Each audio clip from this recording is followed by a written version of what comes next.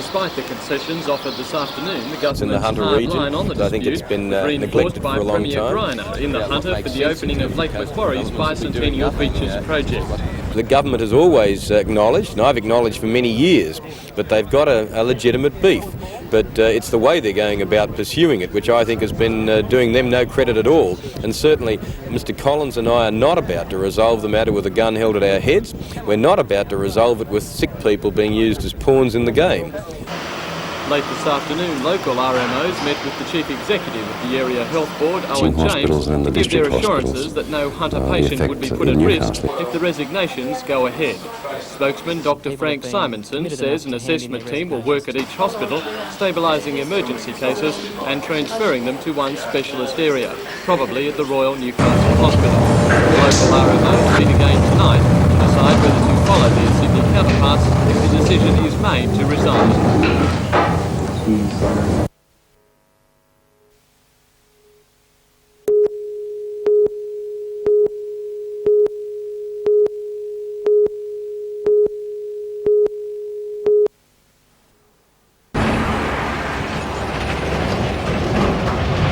Meanwhile, Council is this evening discussing the railway bridge at Lenigan's Drive, known as the Tin Bridge. It's feared the tourism potential of the Stockrington to Hexham steam coal line may be damaged. Built in the late 19th century, it's the last surviving steam railway system in Australia. But Coal and Allied no longer hauls coal on the line, and there are plans to take the bridge out, fill in the railway cutting and remake the roadway. Lord Mayor John McNaughton wants the DMR to replace the bridge and remove the filling when a section of Lenigan's Drive is rebuilt as part of the National Highway link. He says the railway should be left intact and the line closure should only be temporary. But it's feared the DMR may opt to leave the fill where it is, saving the cost of the new bridge but destroying the railway.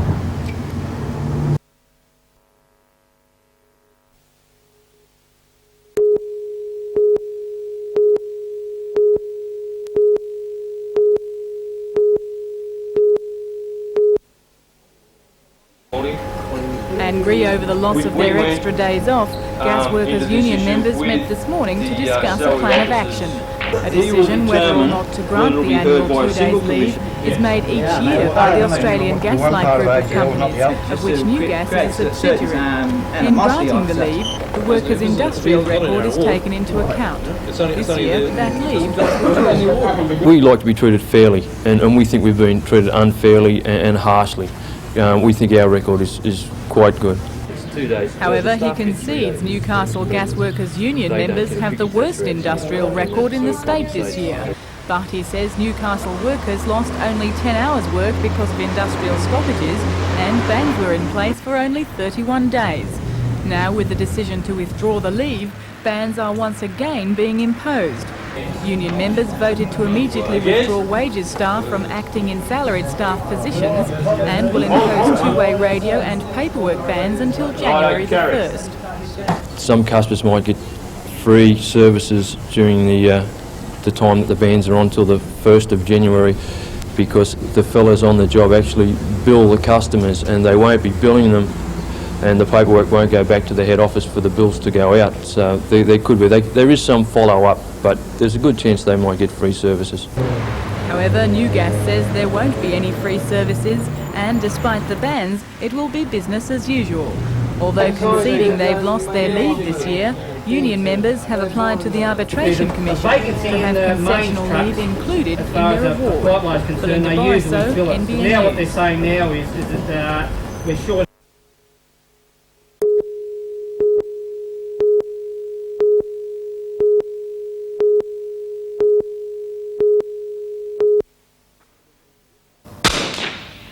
With his original Novastock rifle, Don has conquered the world of small bore shooting.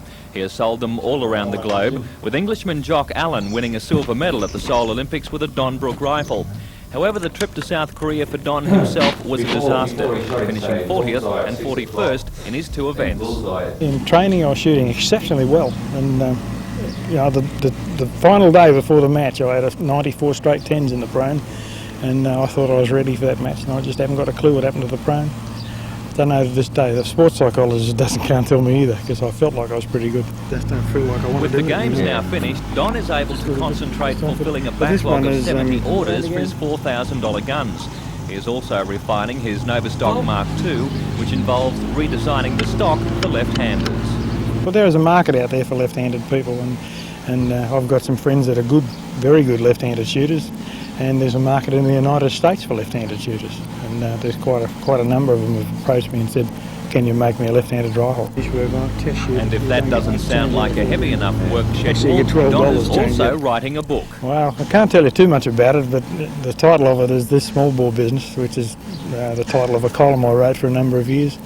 It's a technical book designed mostly to reach Australians in Australia, and of course there'll be a market for it internationally as well.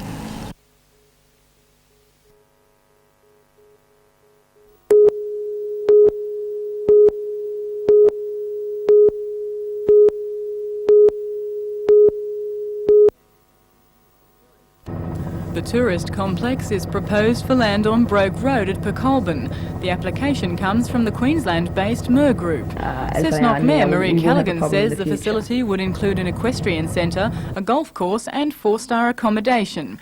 Also on Council's agenda is a local government department report into Council's management functions and organisational structure.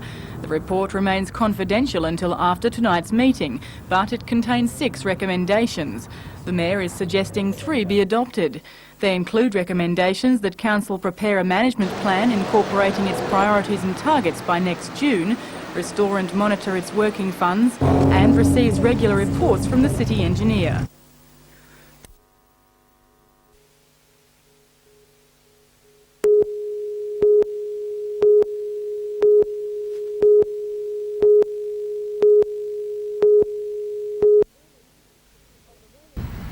On the rolling pastures of the Upper Hunter Valley, thoroughbred horse breeding has thrived for decades. It's kept its composure through world wars, droughts, even a stock market crash, to remain one of the region's richest and most respected industries.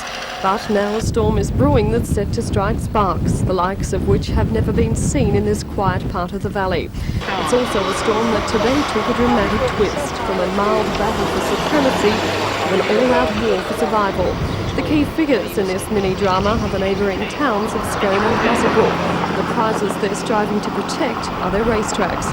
Earlier it had been rumoured that a major training complex planned by the state government was earmarked for Scone. That raised the ire of Musselbrook and its surrounding stud owners, who said they had as much or probably more claim to such a facility as Scone. But that battle was short-lived. The Sports Minister's office has revealed that training centre is to be nowhere near the Hunter.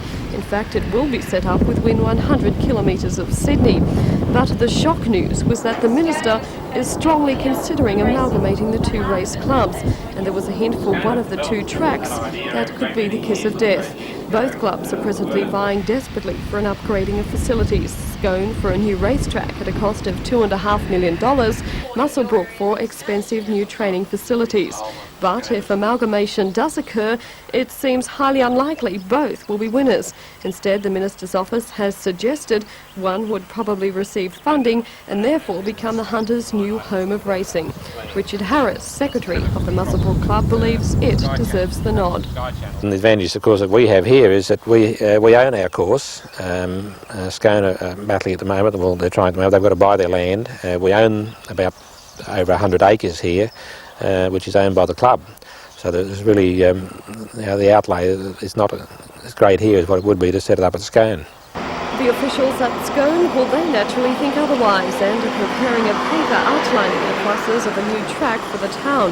The man leading that push, Bill Rose, was unwilling to reveal the details of the paper or make any comment on the issue. But the final decision will also be significant for the big studs throughout the area. You see, Scone no longer has the monopoly on horse breeding it once did.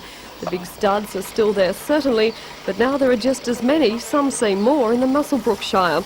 Admittedly, the studs business is breeding and not racing, but the local racetrack is still important to them. Certainly it is to Mike Fitzgerald, the manager of the Delamar stud just near Musselbrook.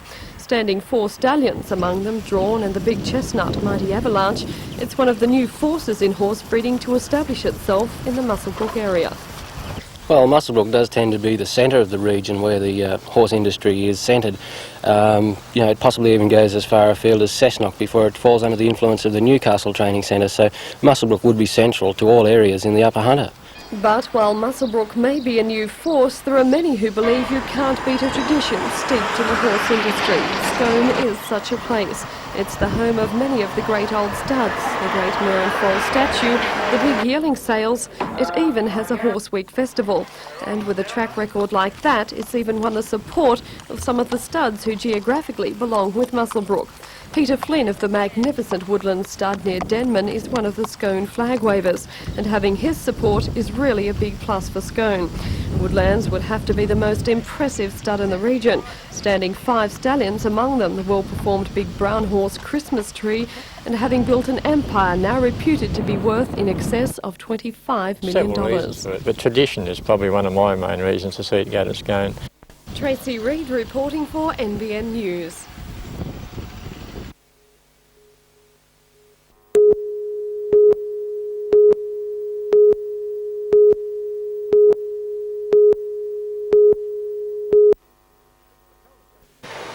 The Coal Association says the figures paint a gloomy picture of an industry which will need a dramatic turnaround. Proprietors said today that all parties in the coal industry must seek the changes necessary to compete in a tougher world rather than defend the practices of the past.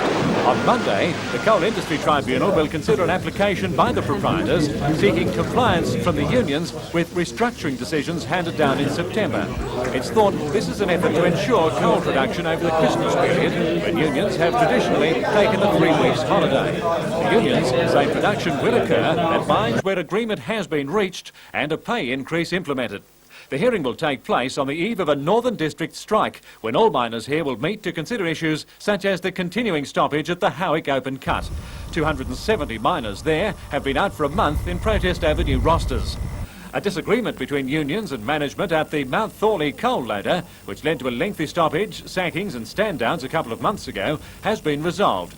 The local coal authority today ruled in favour of the unions, saying their suggested roster should be implemented. In a significant victory for the Miners' Federation in the restructuring process, the authority said the company's roster was unreasonable, requiring substantial overtime to be worked.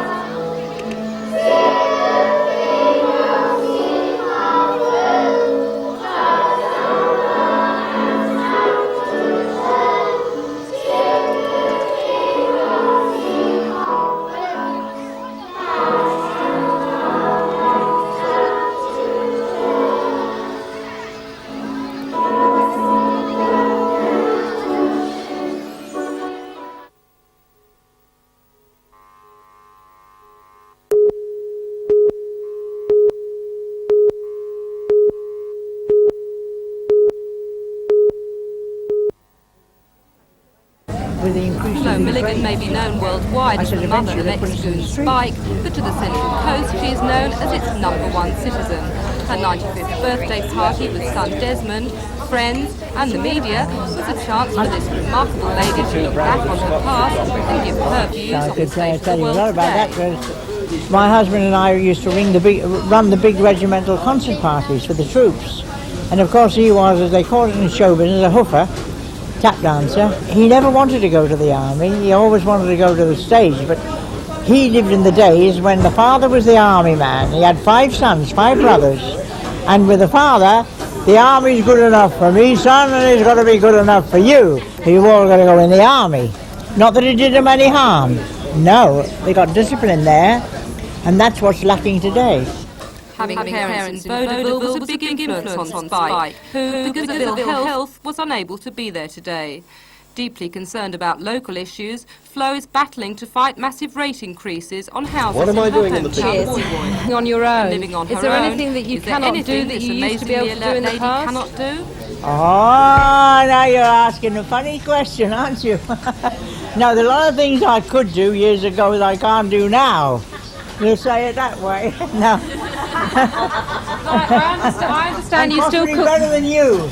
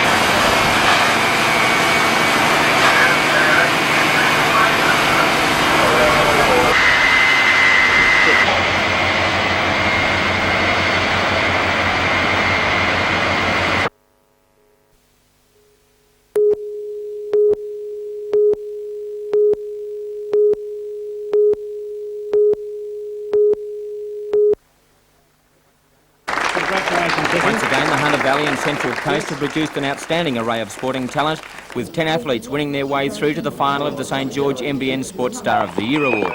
Rick Duncan was in top form to win the World Freestyle Gliding Championship and then went one better, picking up the world title, a crown he had been seeking since 1976. It is quite different. Youngster Jackie Ellis continued the fine tradition of sailors of our area by thrashing the best on offer to win the world laser title. Still on the water and sailboard, Chris Lawrence had a year he'll never forget. He won the world title, the Olympic selection trials, numerous other crowns, and represented Australia in Seoul. Liz Smiley, one of the glamour girls of the world tennis circuit, went to Seoul and won a bronze medal in the doubles with Wendy Turnbull. Vicky Roycroft became only the second woman to represent Australia in the show jumping event at an Olympics and equalled the best performance at the Games by an Aussie. Troy Waters certainly packs a mean punch, defending his Commonwealth title and in the process gaining a crack at the world title next year. Heads down. Michael Jones seems to get better every year, and again he achieved the rare double of the Australian and world titles in beach flags. Robert Thompson continued to build on his already outstanding riding record, this past season scoring 172 race wins, another Australian record to the King. Donna Proctor swam brilliantly to make the Olympic team, and at the Games she didn't let her supporters down by making the final of the 400 metres individual medley. And finally, Peter Wellham dominated the barefoot water skiing scene of Australia with wins in the National, State and Masters Championships. The winner of the Sports Star of the Year award will be announced at a gala telecast on NBN on January the 21st next year.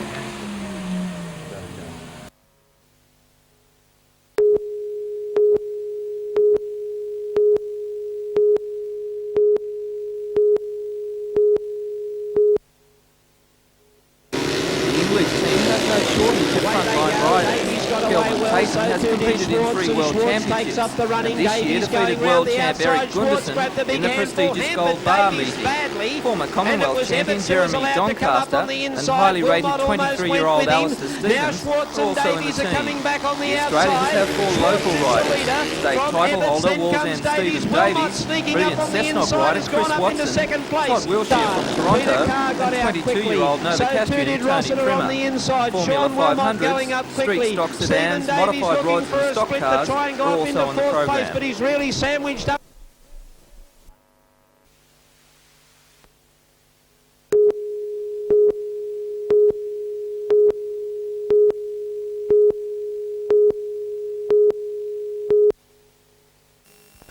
This medallion was the prize all 14 members of the Australian squad received for winning the Bicentennial World Cup.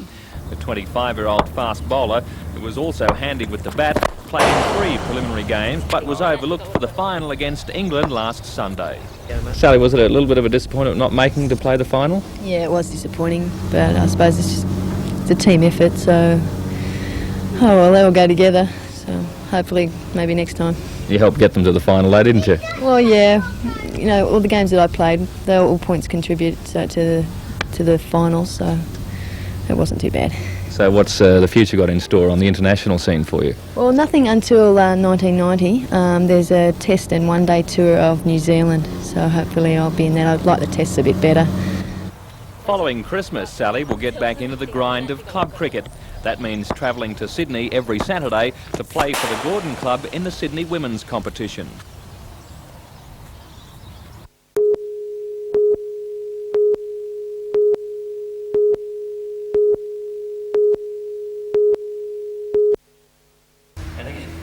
Peter Oberaker is the chief Australian instructor for the traditional form of karate, Okinawan Goju-ryu. The 4th Dan expert from Newcastle has returned from the United States, where chief instructors from 23 nations gathered for an international congress. He says Australia is following the rest of the world in a trend towards traditional karate, where the emphasis is on the science of the sport. Oberaker says while many more people are opting for Okinawan Goju-ryu, it will never overtake the competitive forms of karate. I feel in Australia, I think traditional karate's got a great future, as I think in most cases it has overseas as well. We found this. It's a slower process. Smaller classes, the work is more intense, hence the dropout student rate is higher. So I don't think we'll ever have the numbers in traditional karate, but I think we'll always have better karate, in my opinion. Okay then.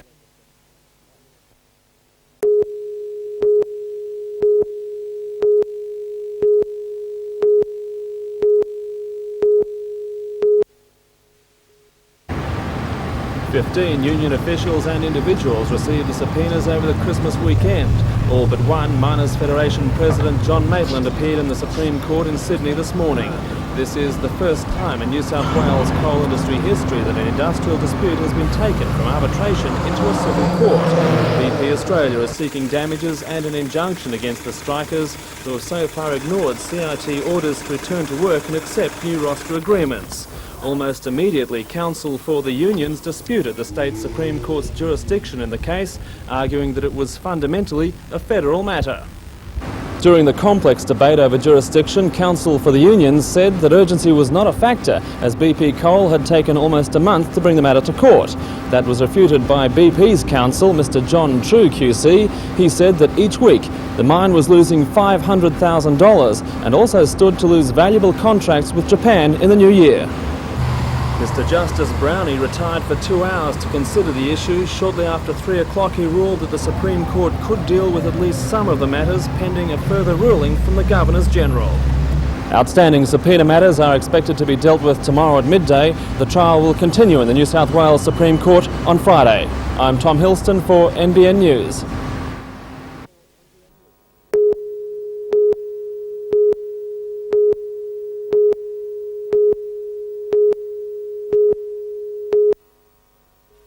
Although perhaps not so well known in Newcastle, National Action, its beliefs and its tactics are known all too well to the people of Sydney. In the past, they've led to fiery clashes with religious and ethnic groups, particularly the Uniting Church. And now, with the news from National Action's head office in Sydney that within 8 weeks the group will be set up in Newcastle, the chairman of the Hunter Presbytery of the Uniting Church, Gloria Carter, admits she and her colleagues are very nervous. I think it would frighten anybody. I know what Dorothy McMahon has been through, yes, I suppose, yes, it is frightening. If National Action did choose to get tough when they came here, what would the church do? Would they respond? I think the church would respond in the same way that Pitt Street has. It would be firm in its convictions. It would respond with the same strength, and while it was being harassed, it nevertheless would maintain its stance against racism. In its literature, National Action describes itself as a modern Australian national movement opposed to the mixing of nations, people and races. Its people want independent European-based nations and inasmuch are opposed to ANZUS. They're presently being investigated by the Human Rights Commission, although insist they are not radicals. A spokesman for the group in Sydney says National Action will continue its tactics as soon as it arrives in Newcastle, distributing leaflets, stickers, posters and even picketing companies showing evidence of international investment. Given that, their work is sure to be felt on the Central Coast, where Japanese investment is becoming more and more prominent. Japanese money paid for the giant Erina shopping complex and is also in motels, nurseries, even a freeze-dried meat plant. The National Action would not reveal just how great the support for the group will be in Newcastle, though according to Gloria Carter, the numbers will be there, enough to make it very worrying for the people who've borne the brunt of their beliefs in the past. Presumably they'd get some support. People with those limited, bigoted views get some support in any community. It's difficult to assess how much support. I would certainly hope not very much.